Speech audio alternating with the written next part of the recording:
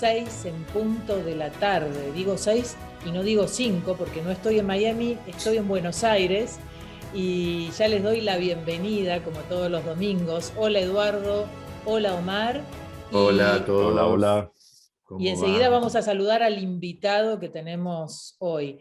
Eduardo también en Buenos Aires, Omar desde Miami.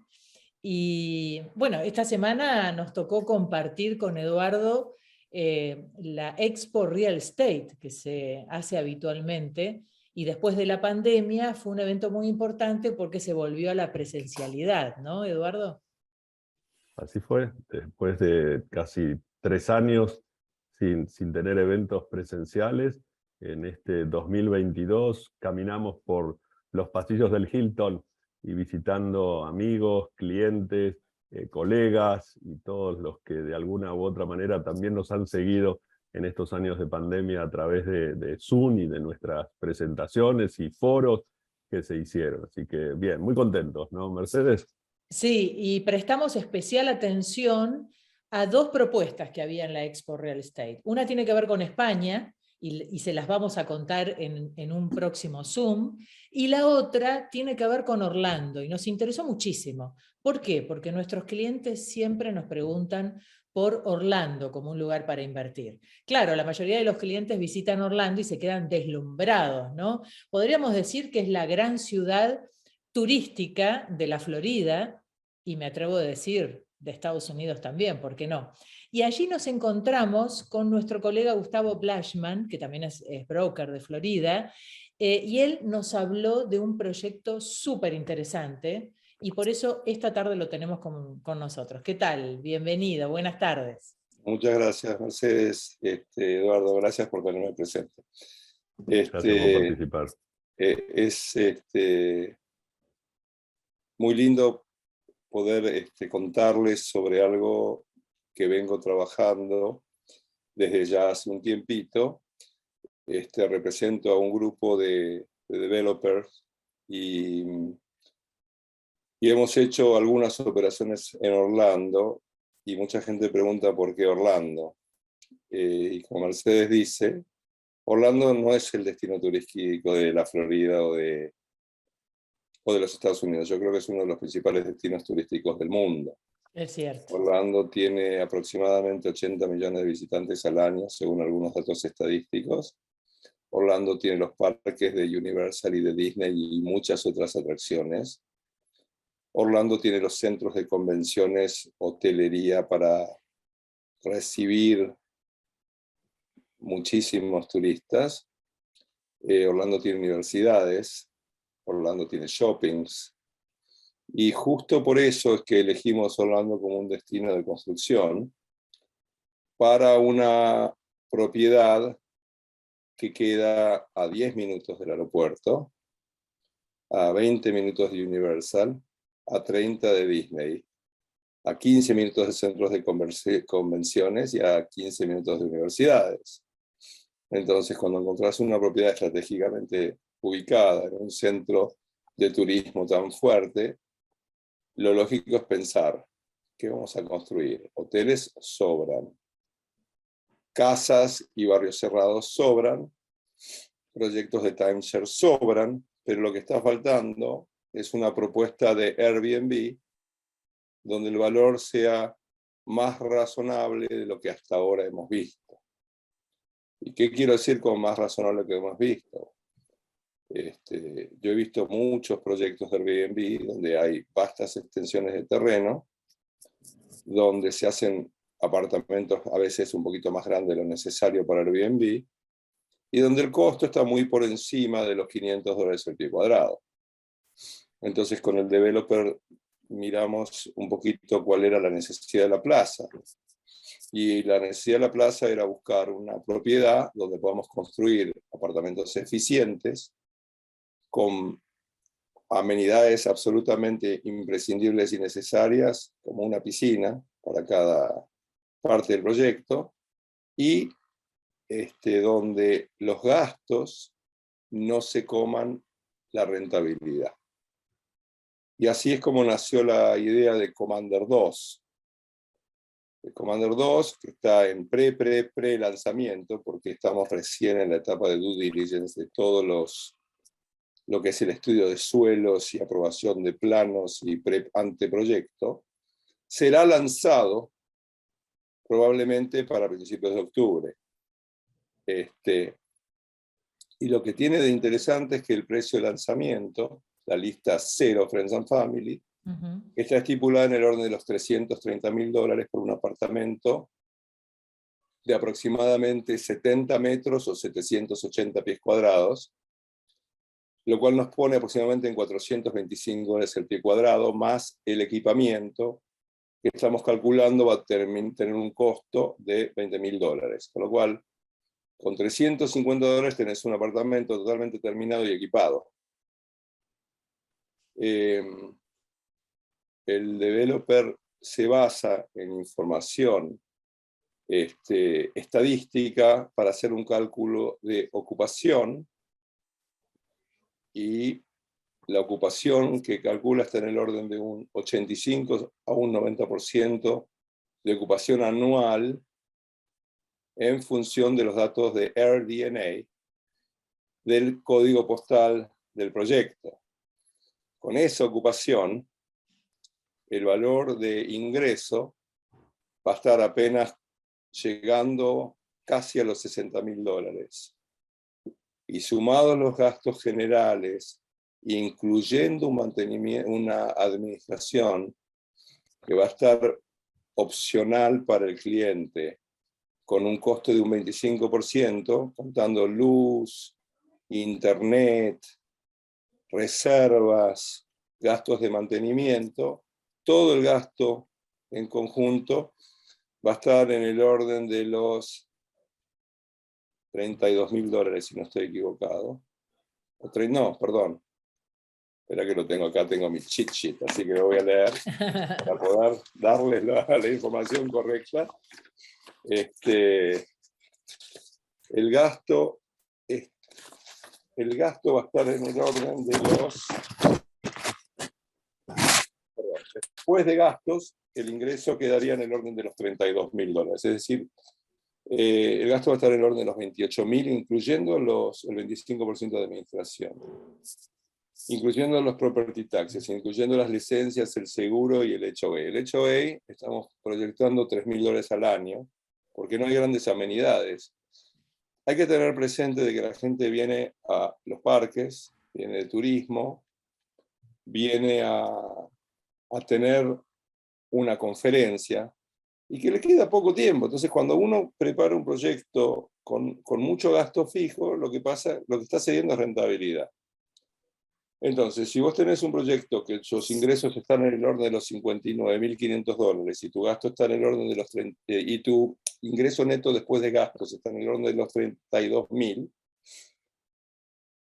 el cálculo de rentabilidad da, y esto, rentabilidad no es algo de lo que yo sepa hablar, esto según el desarrollador, y según las estadísticas que me pasó, podría estar dando un rendimiento de aproximadamente un 9% anual.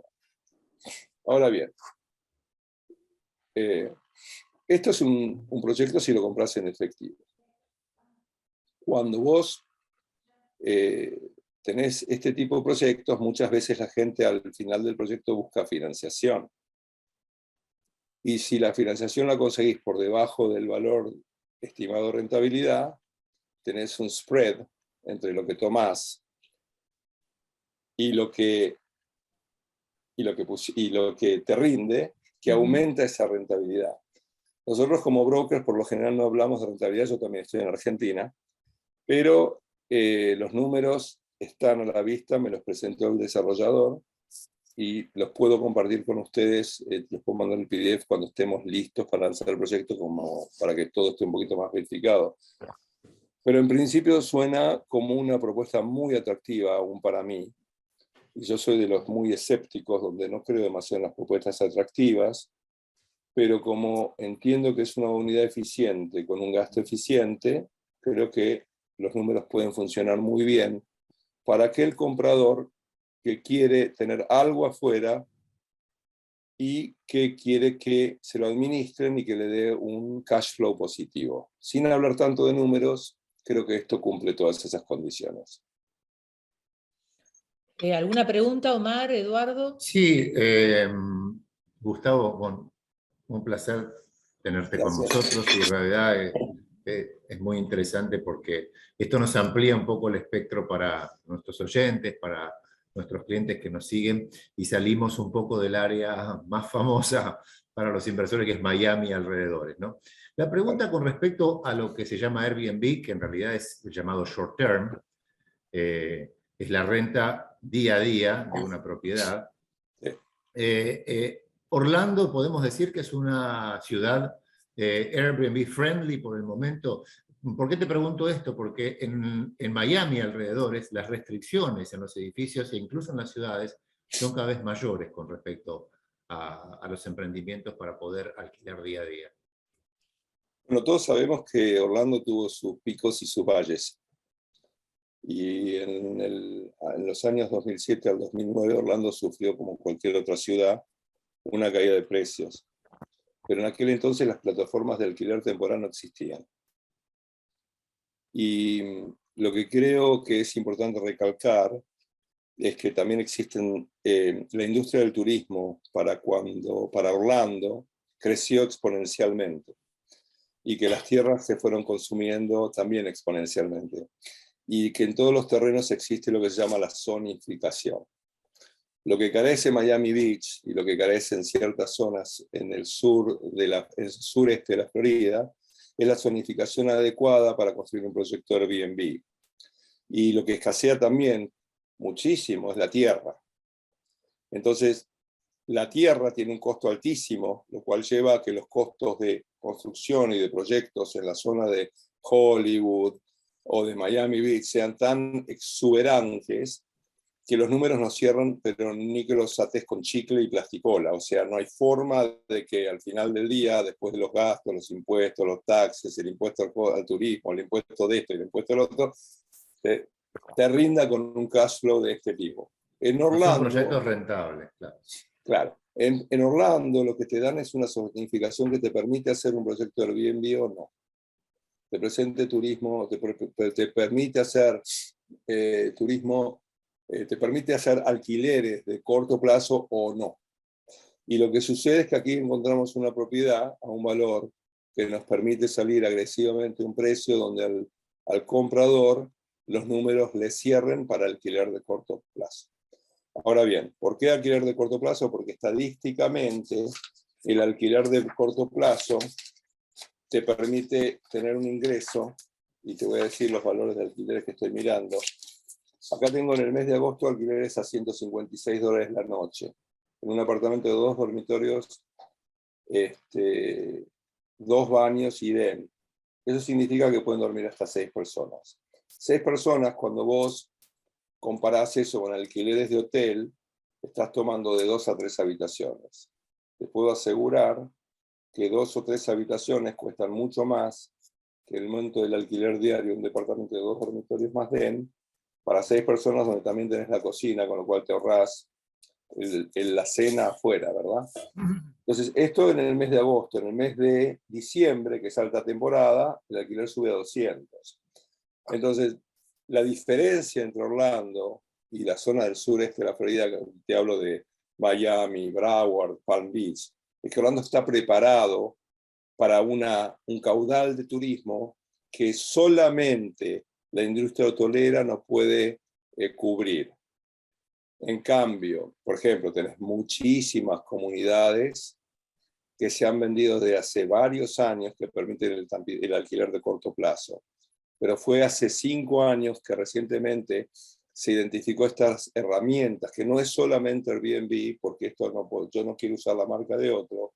Airbnb, HomeAway, Bookings, tenés muchas plataformas que te permiten monitorear ocupación y promover ocupación, y básicamente tenés un termómetro que es en función de cómo viene tu porcentaje ocupacional, vos podés ajustar para arriba o para abajo tus precios. Eso si lo manejas solo, que también podés y te ahorraste un 25%. Lo que pasa es que en la distancia es de verdad muy poco práctico. Y por lo que yo conozco, las mayorías de las compañías que construyen y promueven y ofrecen la difusión del alquiler de corto plazo cobran bastante más que el 25%, porque tenés que darle la entrada, la salida, asegurarte que esté todo bien, reemplazar lo que se rompe, mantener una estructura de limpieza, etcétera, etcétera. Con lo cual, habiéndome amplificado mucho la respuesta puntual de la pregunta que hiciste, creo que Orlando es el destino principal del turismo de corto plazo. Gustavo, hablando concretamente del proyecto de construcción, ¿cómo serían esas unidades? ¿Serían apartamentos? ¿Serían estilo townhouse? ¿Casitas adosadas? ¿Cómo sería el esquema del El condominio? proyecto que estamos presentando y que hemos presentado en la exposición es un edificio de condominio, donde el que compra una unidad específica. Estamos en este momento definiendo el tamaño que va a estar aproximadamente, de ser aprobados los planos presentados, en el orden de las 120 unidades. De acuerdo a la zonificación se pueden hacer 110. Y estamos pidiendo una variante en función de una serie de concesiones que hemos hecho. Y básicamente es un edificio de 3 plantas con ascensor, y a pesar de que el apartamento va a tener su propio lavarropas y secarropas, tenemos la visión de un laundry room, porque a veces uno viaja con chicos y un secarropas no alcanza para la familia numerosa que ocupa una unidad chica.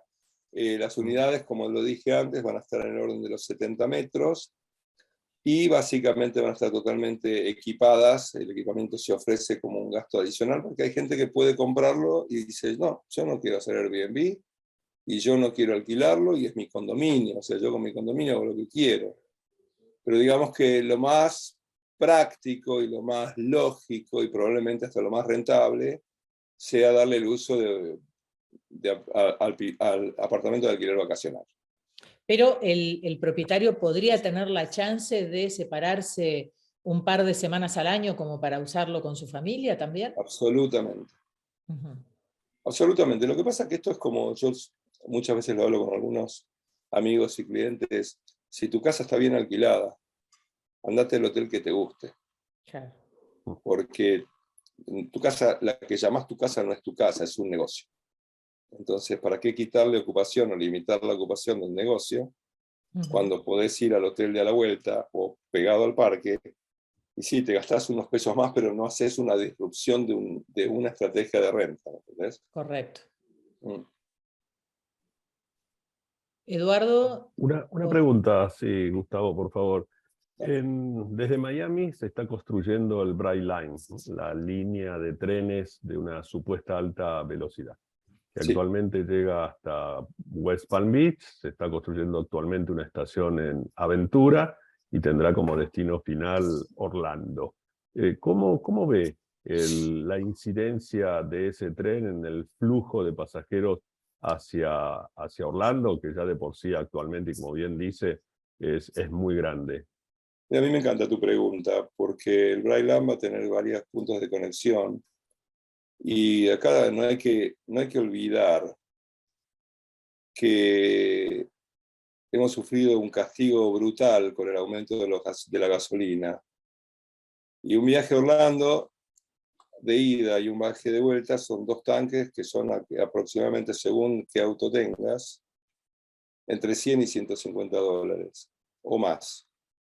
Cuando un pasaje en el Brightline, tengo entendido que están saliendo desde $10 por ahí hasta 20.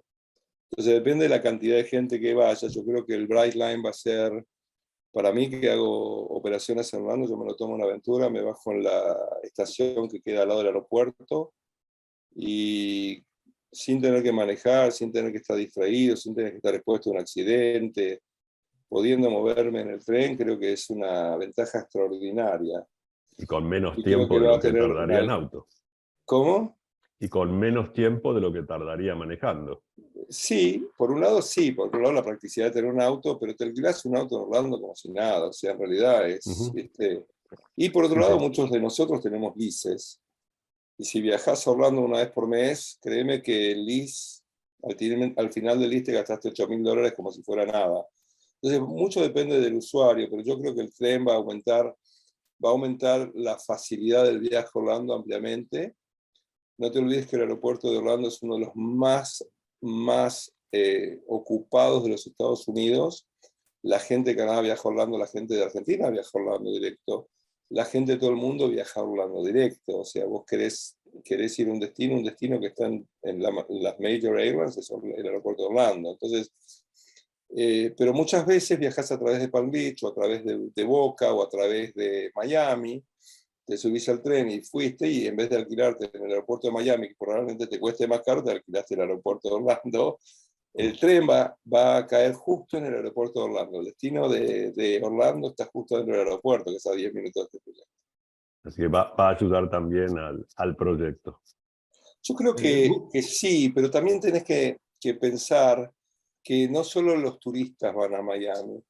Por ejemplo, hay grandes convenciones en Miami. El Board de Realtors de la Florida se reúne en Orlando. Tiene su sede en Orlando. Por ejemplo, es una de las tantas convenciones. Las compañías de primer nivel mundial van a Orlando porque tiene un lugar de dispersión excelente y los costos de hoteleros son muy bajos en realidad. Y Y un después centro de convenciones espectacular. espectacular. La National Association of Realtors también está presente en Orlando una vez cada 3 exposiciones. Y también tenés la universidad.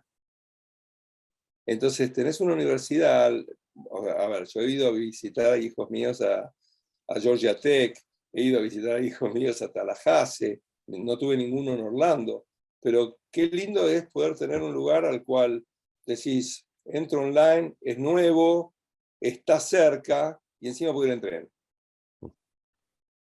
Sí, Y es tengo muchas estupendo. atracciones. ¿Y cómo Gustavo, está ¿cómo es el...? pensado? Ah, perdón. Perdón. Sí, No, seguro no, que vamos a preguntar lo mismo, Mar. ¿Cómo ¿Eh? está pensado el esquema de pagos? Eso mismo iba a preguntarle. Que me imaginé. Somos ¿Cómo es? periodistas, bueno. Claro. Hasta el momento estamos, la visión es la siguiente. Una reserva del 10% del valor cuando podamos formalmente lanzar el proyecto. Cuando vamos a contrato, hay que completar un 25%. Un pago adicional de 25% al comienzo de obra, que es cuando empezamos ya a mover el suelo para poder preparar todas las utilities. Al llegar al techo del edificio, otro 25%, y al cierre el saldo, que es el 25%, más la contribución al developer del 1.75%, más que es para gastos de cierre en algunos casos, y los equipamientos, que son $20.000. Entonces, esa es la manera que todos conocemos como la tradicional. La segunda forma es la reserva, completar el 25% al contrato, el otro 25% al comenzar la obra, y a partir de ahí 15 cuotas de $10.000 y una última cuota con lo que sea el saldo al cierre. Es decir, estamos pensando para tener unos mecanismos que le permitan a los compradores en Latinoamérica tener ciertas facilidades y ciertas flexibilidades. Pero hicimos algo más, fuimos un poquito más allá. Y el más allá es, contratamos una empresa, esto lo hizo el developer, de prestadores hipotecarios de primer nivel nacional, donde se va, una vez que tiene el developer el TCO, va a ofrecerle al comprador al cierre un préstamo en el orden del 70% del valor de la compra. Igual él tiene que tener la plata por las dudas, porque no todos califican, o sea, es como si no todos presentan los papeles que tienen que tener, ni tienen la declaración hecha como lo tienen que tener, ni tienen la documentación al día que tienen que tener. Pero para aquel que califica, tengo entendido que el préstamo va a ser el orden del 70%, y no puedo hablar de lo que va a pasar en 2 años en un ambiente inflacionario y de sube tasas como la que el FED tiene, pero si fuera a valores de hoy la tasa que propondrían sería de un 5%. Si vos tenés una tasa de préstamo al 5% y una tasa de retorno al 9%, tu cash on cash sube exponencialmente. Claro. Entonces, sin dar números, porque la verdad es que es muy difícil predecir el interés que van a prestar en el futuro, sin dar números, creemos que cómodamente se puede llegar a un 75% más de retorno de lo que originalmente el developer anticipa. Ahora bien, dicho esto, hay una cosa más. Estamos promocionando el Commander 2 porque está en vías de desarrollo Commander 1, que es un edificio totalmente distinto. Es un edificio para alquileres. Pero también estamos viendo la tierra de Commander 3. Entonces, vamos a suponer que estamos 3 años en el futuro y que ya tenemos Commander 3 lanzado. Que llega al cierre y el que puso el dinero tiene hoy día la oportunidad de sacar un préstamo y sacar su cash para el próximo. ¿Ok? Estamos anticipando una cadena de producción y de inversión que le permita a aquel que disfrute del éxito de un proyecto, es decir, quiero entrar al próximo, y ahí ya tiene la plata afuera, y ya la tiene invertida, y ya tiene el cash on cash, y ya tiene el préstamo, y ya tiene un antecedente que le permite hacer una continuidad de inversión. Y como yo te lo dije a ti en la exposición, para nosotros el cliente que trae un broker es el cliente del broker. Todos nos hemos visto en algún momento afectados por la falta de continuidad. Entonces la idea es que todos juntos podamos ver un futuro con luz y con brillo y con alegría, ¿no? Y que los compradores de verdad obtengan algo que quieren, que es algo nuevo, es algo a estrenar, que es algo que les dé, que les rinda. Entonces, por otro lado, les cuento que la administración es opcional. Hay gente que tiene muchísima capacidad en computación, que cree que todo lo puede y no tiene ninguna obligación de usar aquí en el developer presente. Porque, nuevamente, es condominio. Y Gustavo, sí. No, le iba a preguntar, Mercedes, el tiempo de sí. finalización de obra, es decir, una vez iniciado el proyecto, ¿cuánto se calcula? Mira, yo tuve una reunión la semana pasada antes del viaje con el developer y me dijo que él pensaba que para fin del 2024, yo soy muy escéptico, para mí, con que esté a principios del 2025, medio 2025, me sirve igual. Siempre hay cosas que uno no anticipa cuando se trata con ciudades y con el departamento de planning, zonificación y después con Tallahassee.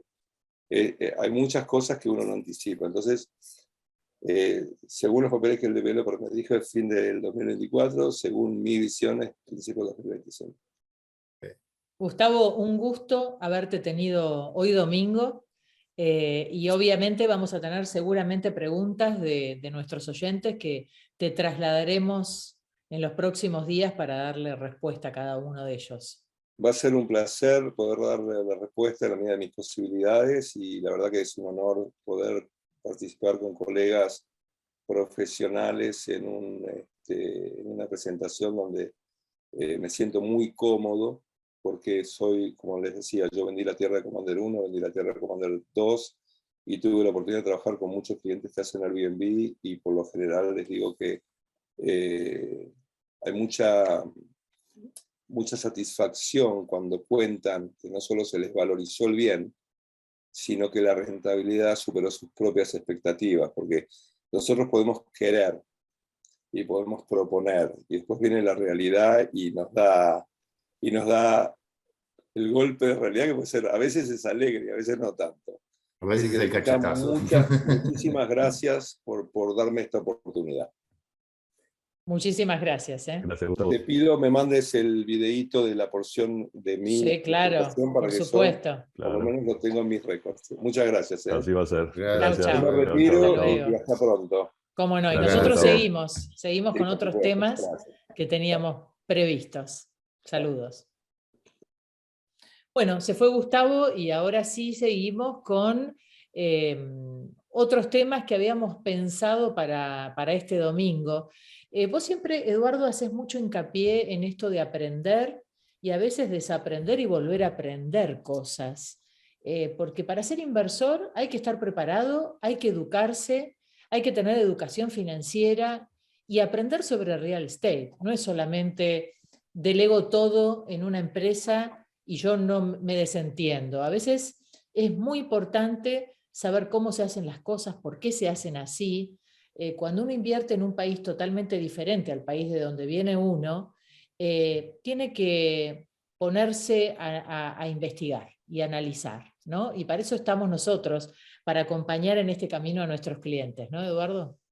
Sí, es fundamental el aprender, el saber cómo se hacen las cosas en Estados Unidos, independientemente de lo mucho que pueda saber en el país de donde es, donde invierte y donde está familiarizado con las reglas, con las costumbres y con todo aquello que hace al ámbito donde quizás uno se mueve con mucha naturalidad, que generalmente es su ciudad, su provincia, o su estado o su país. El tema de Estados Unidos tiene además algunas facilidades, y es que tiene disposiciones que son muy estables. Nosotros podemos hablar, por ejemplo, del documento que da origen a lo que termina siendo la escritura, el cierre de una transacción, y ese es el HUD-1. Y por años, años y años ha sido siempre igual. Entonces, qué bueno sería que quien va a invertir en Estados Unidos tenga el conocimiento de cómo funciona. Algunas veces le decimos a nuestros clientes, o los que van a ser clientes, mire, comience invirtiendo con una propiedad que una vez que transite ese camino, todos los puntos de una propiedad, cuando compre la segunda, la tercera, la cuarta y la quinta, se va a sentir sumamente confortable, porque siempre lo va a hacer de la misma manera. En alguna oportunidad nos llaman o se ponen en contacto y me dicen, tengo tanto dinero, o ¿qué puedo hacer? Y la primera respuesta es, capacítese. Nosotros tenemos en nuestro canal de YouTube más de 100 videos. Ahí tienen cantidad de información. Y no solamente por los videos que tenemos en YouTube, nos consultan como lo hacen permanentemente. En estos días, Mercedes, en la Expo Real Estate, se ha cruzado con nosotros gente que nos ve en nuestra programación o nos ha visto en los videos de la época de la pandemia y de las cuarentenas, y nos comenta de lo instructivo que han sido esos videos. Y es lo que buscamos, que estos videos le lleven al que nos está escuchando, ya sea ahora en forma directa o luego durante la semana o los días siguientes a través de nuestro canal de YouTube, toda aquella información que necesite. ¿Y por qué decimos no solamente aprender, desaprender y reaprender? Porque muchas veces uno tiene un concepto equivocado. Entonces, no solamente tiene que aprender, tiene que desaprender. Ah, pero yo creía que era de tal manera. Bueno, no. Desaprenda eso que creía y reaprenda cómo realmente son las cosas. Nos pasa a nosotros en algunas situaciones. Ejemplo, tradicionalmente, los evictions, los desalojos, ¿qué decíamos y qué hemos dicho por años con respecto a los desalojos? Se coloca un aviso, con ese aviso se le da una cantidad de días al inquilino que no paga los alquileres, luego se inicia un proceso en la corte y tradicionalmente en un periodo promedio de 45 días el juez instruye al sheriff que corresponde a la propiedad y finalmente el sheriff le da un aviso de 24 horas, coloca ese aviso de 24 horas y nosotros enviamos a un cerrajero y a las personas que van a dejar fuera de la propiedad todas las pertenencias de ese inquilino que lo están desalojando, al que le están haciendo un evicción. Eso lo hemos hablado así por años. Bueno, algunas cosas hay que desaprenderlas, y sobre todo en estos tiempos que hemos atravesado de gran cantidad de ayudas, y me voy a remontar al tema de Detroit, donde no funcionó así el eviction. De hecho, todavía no funciona de esa manera. ¿Por qué? Y porque hubo un plan de ayuda. Ese plan de ayuda llevaba a que cuando se presentaba esa información al juez, el juez lo que hacía era que lo invitaba a que aplique a un fondo de recuperación. Hoy hay otro fondo de recuperación que está surgiendo en Detroit. Entonces, esas cosas nosotros también tenemos que aprender, desaprender y reaprender. Es lo mismo sí, muchas cosas son iguales, porque esa es una gran ventaja, como mencionaba, de Estados Unidos. Generalmente las disposiciones están, son las mismas, no cambian. Pero cuando cambian, hay que desaprender lo que uno ya pensaba que era para siempre y volver a aprender. Y mucho más pasa cuando vienen inversores de otras partes del mundo, que están acostumbrados, como mencionaba en un principio, a llevar los negocios de una determinada manera y piensan que, como así lo hago en mi país, así lo voy a hacer en Estados Unidos. Y se llevan grandes sorpresas. Nosotros hemos hablado en nuestras presentaciones muchas veces qué pasa con el comprar una propiedad de inversión a nombre personal, que es un gravísimo error. Y muchas veces ese inversor, esa persona que compró una propiedad mal asesorado, a nombre personal, inclusive se siente hasta orgulloso, ¿no? Cuando nosotros le preguntamos, ¿a nombre de quién está la propiedad? Nos dice, mía. Bueno, ese mía en realidad esperábamos no haberlo escuchado, porque ese mía significa que le va a generar problemas. Entonces, el aprender, desaprender y reaprender es fundamental. Nosotros porque nos enfocamos en el mundo de los negocios y de los bienes raíces, es probable que sea fundamental en todas las actividades, pero yendo específico a lo nuestro, en cada uno de nuestros encuentros de los domingos vamos a ir hablando, como lo hicimos con respecto a la LLC, a la creación, la registración, la cuenta de banco, la obtención del número tributario y todos esos pasos previos. Así vamos a ir domingo a domingo informando sobre aquellas cosas que creemos que son importantes y que forman parte de las consultas que tenemos y hemos tenido durante mucho tiempo de aquella persona que bien sea porque va a colocar un pie por primera vez en Estados Unidos, porque lo ha colocado de una manera que no correspondía, como por ejemplo haber comprado una propiedad a nombre personal cuando esa propiedad es una propiedad de inversión, o aquel que cree que porque así lo hago donde vivo, así lo voy a hacer en Estados Unidos. Así que consideramos que es un tema muy importante y lo vamos a ir hablando en los diferentes encuentros domingo tras domingo. Es que nuestro trabajo no tiene que ver solamente con la venta, tiene que ver de alguna manera con la capacitación del inversor para explicarle cómo se hacen las cosas en Estados Unidos y cómo se hacen en España, por ejemplo, que son dos realidades totalmente distintas. Me pasó esta semana algo que varias veces me ha pasado, no sé si a ustedes. Un cliente confunde el rol del manager con el rol del administrador. Esto es algo muy frecuente. Me dice el cliente, pero yo pensé que el manager de la compañía también me administraba la propiedad. Y son dos cosas totalmente diferentes. Y bueno, esto merece una charla, una explicación, porque claro, el cliente no tiene por qué saberlo. La figura del manager de la LLC no es algo familiar o habitual en otros países. ¿No, Eduardo?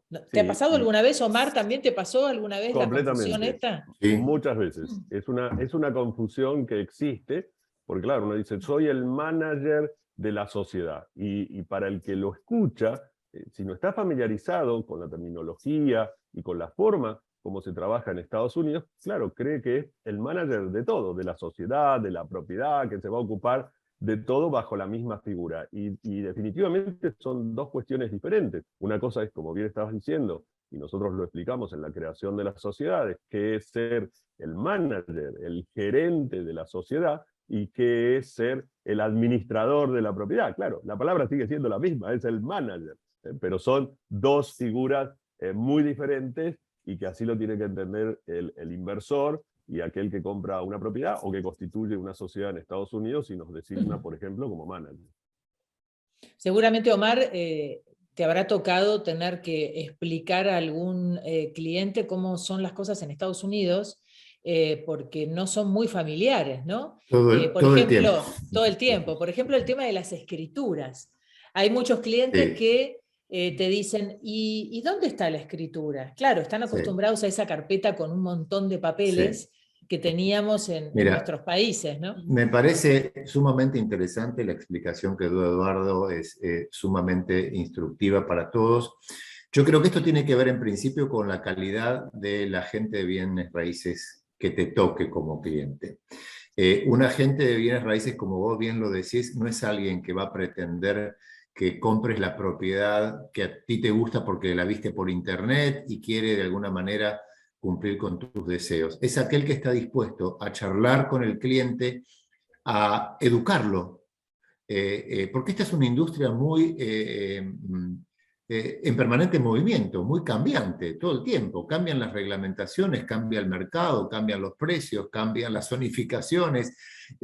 Por lo tanto, nosotros tenemos la obligación en principio de estar informados permanentemente y reeducarnos todo el tiempo. Más allá que incluso la ley nos exige reeducarnos cada 2 años, nos tenemos que reeducar.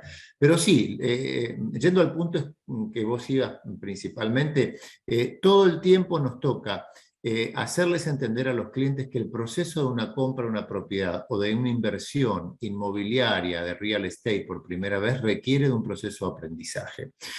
Yo me tomo el tiempo particularmente por hacer este proceso de educación. Les pido lapicera, papel, para que vayan anotando exactamente cuáles son los puntos principales que tenemos que ir realizando, que tienen que ir aprendiendo ellos y tenemos que ir de alguna manera sorteando.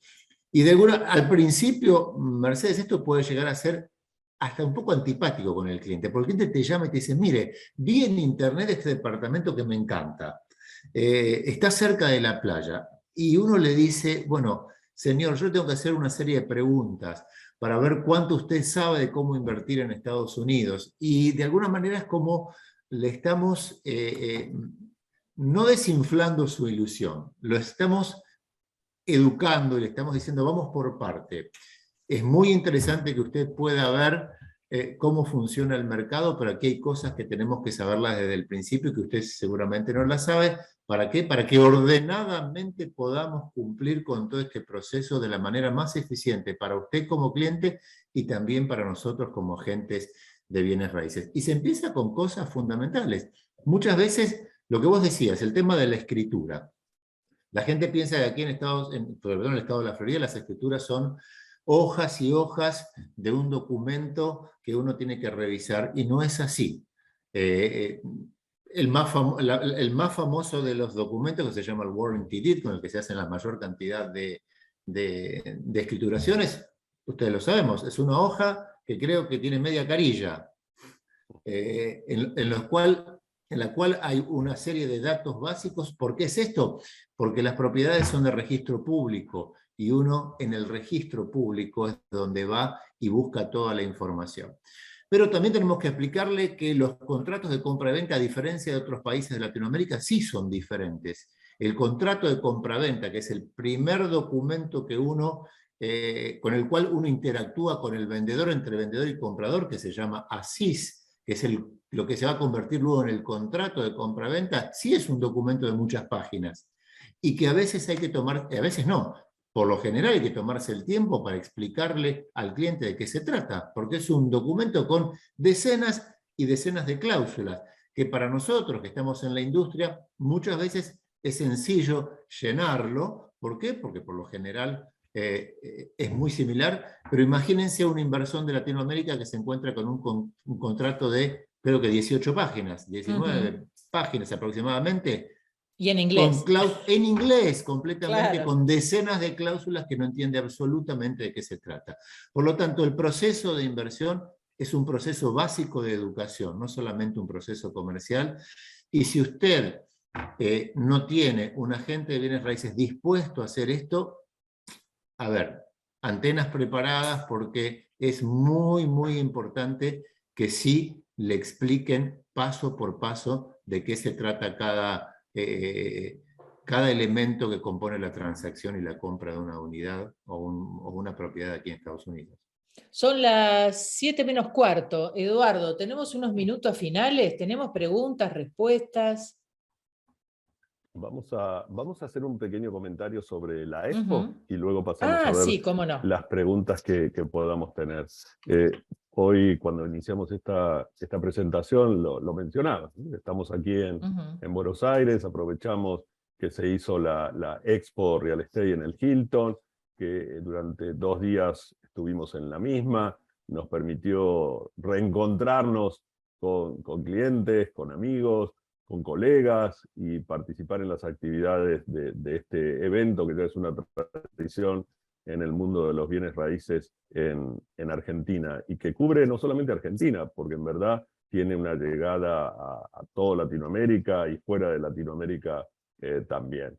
Así que me parece que ha sido un evento importante y que fue también algo muy motivador habernos encontrado con una cantidad de interesados que se acercaban a buscar opciones, a invertir en España, a Estados Unidos, que es lo que nosotros ofrecemos. Así que durante la semana, los próximos días, vamos a estar en contacto con algunos de los que, bueno, con todos los que de alguna manera se acercaron a nosotros, e inclusive con los que durante estos días, en el caso particular mío, me han enviado mensajes y no les he podido responder aún.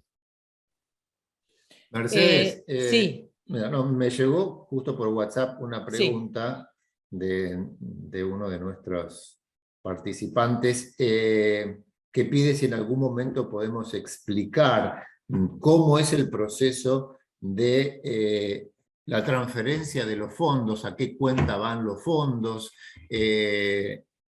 Obviamente esto es un proceso sumamente interesante de explicarlo, no es, a ver, no lo podemos hacer en 2 minutos, pero yo diría que es unas partes cruciales del proceso de educación de un cliente, ¿no? Porque los procesos son diferentes que en muchos países, sobre todo de Latinoamérica, donde la gente se piensa que el vendedor es el que recibe el dinero desde el depósito inicial hasta el pago final de la transacción. Esto no es así, esto muchas veces lo explicamos.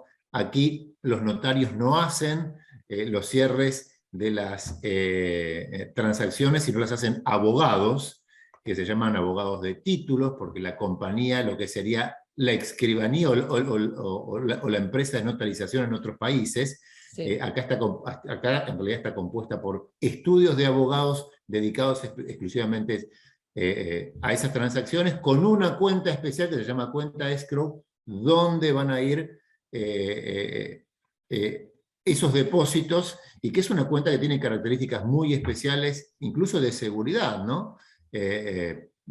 Para tranquilidad, obviamente, de todos los clientes. Yo creo que esto amerita que en alguno, y lo vamos a hacer seguramente, tengamos con nosotros a un abogado de títulos para explicar exactamente cómo es el proceso de distribución y transferencia de los fondos cuando uno inicia el proceso de compra de una propiedad. Sí, es muy importante, Omar, lo que estás mencionando, porque es algo que generalmente no se estila en los americanos o de los países donde provienen los inversores hacia Estados Unidos, y les da seguridad, ¿no? Esa duda primera de ¿dónde van los fondos que transfiero? Cuando saben en profundidad de la existencia, como estás diciendo, y de la cuenta de escrow, les transmite mucha seguridad. Sí, estamos hablando de una cuenta fiscalizada. Los abogados tienen que rendir cuentas porque tienen auditorías todos los años, y es una cuenta solamente destinada para operaciones inmobiliarias. Esta cuenta solo recibe fondos de compradores, y el abogado es la persona encargada, después de hacer toda la operación, de enviarle los fondos que le corresponden al vendedor de la propiedad. Así que bueno, en otra ocasión daremos más explicaciones sobre este tema, y por supuesto sobre los primeros pasos que debe dar todo inversor. Registrar la LLC, abrir la cuenta de banco a nombre de la LLC, de su compañía en la Florida, luego enviar los fondos, y cuando ya está listo con los fondos en la cuenta, recién ahí salir a buscar propiedades para comprar. Es un proceso que hay que hacerlo de esta manera, porque en un mercado tan caliente y tan dinámico como es el de la Florida, si lo hacemos al revés, no funciona. Si primero nos ponemos a mirar propiedades, pero no tenemos la estructura necesaria previamente hecha, seguramente esa propiedad se vendió cuando ya estamos listos para poder comprarla. Y a eso, Mercedes, le tenemos que sumar que en algunos casos hay que presentar una carta que se llama una prueba de fondos. Entonces, si no tiene la sociedad constituida, si no tiene la cuenta de banco abierta, y esa carta, esa prueba de fondos, no se puede avanzar en la gestión de compra de una propiedad.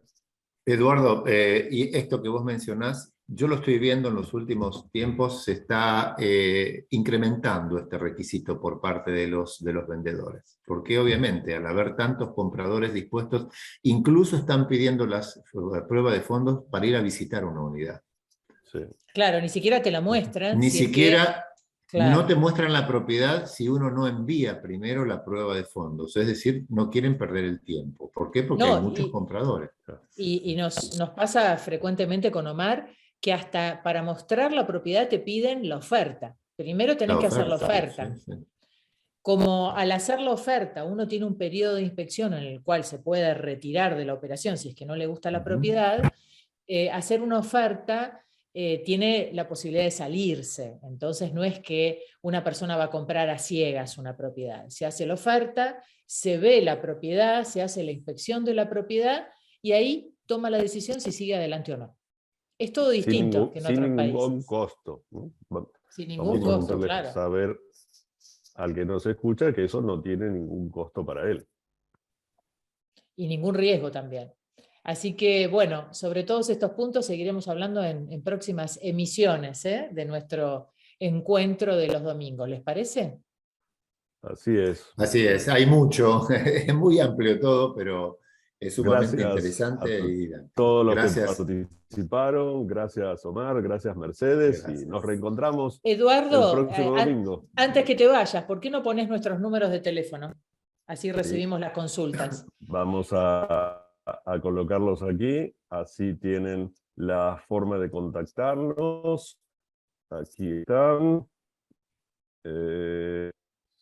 Déjame ver, que no quiero cometer el error que frecuentemente hago, y es no compartir la pantalla.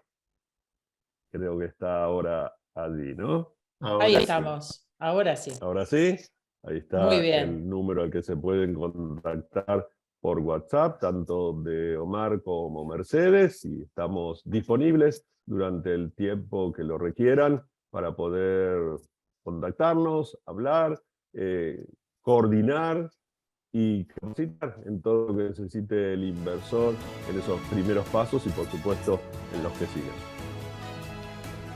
Ahora sí, saludamos. Adiós. Hasta el próximo domingo. Gracias. Gracias, Chau, adiós. gracias a todos. Adiós. Chau, chau. Chau, chau.